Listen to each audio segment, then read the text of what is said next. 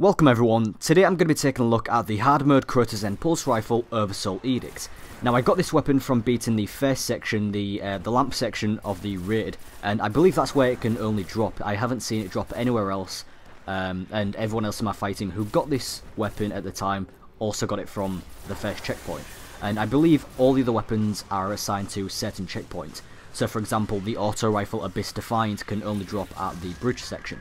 And then the Word of Crota, the hand cannon, and the scout rifle Fang of Irute can only drop from defeating Crota himself.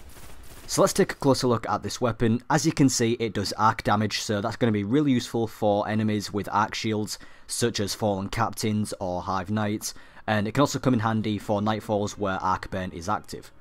So the first special perk is Full Auto. This weapon can fire in full auto mode, and this is one of the main reasons I like Oversoul Edict, is because it has such a high rate of fire for a pulse rifle, and being able to full auto really comes in handy, especially in the Crucible, because you can really quickly take down enemies.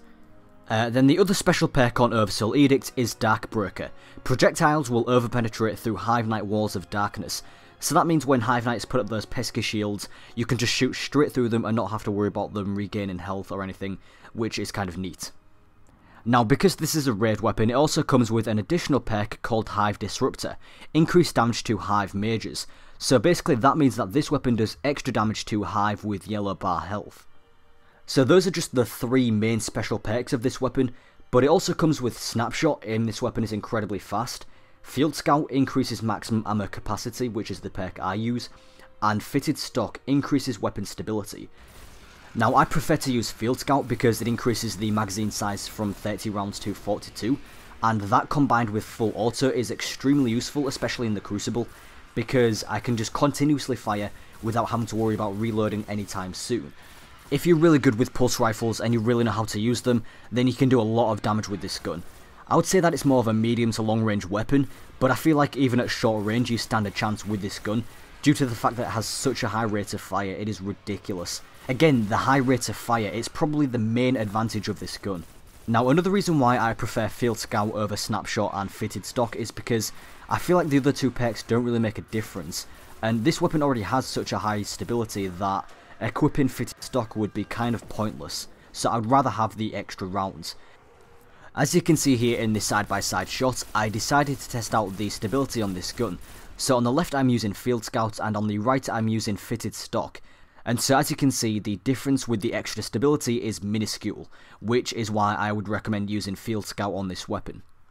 So I would definitely say that this is more of a PvP weapon.